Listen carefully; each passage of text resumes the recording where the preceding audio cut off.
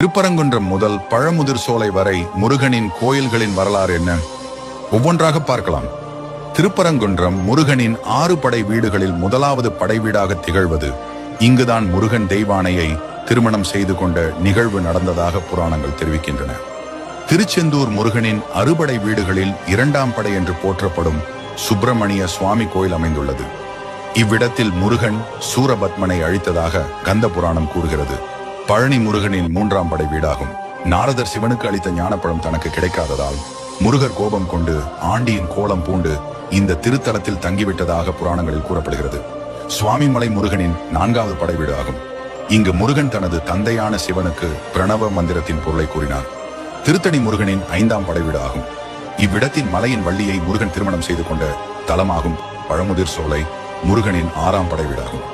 முருகப்பெருமான் சிறுவனாய் வந்து அவ்வையார் சோதித்தது இங்குதான் என நம்பப்படும் இடம்.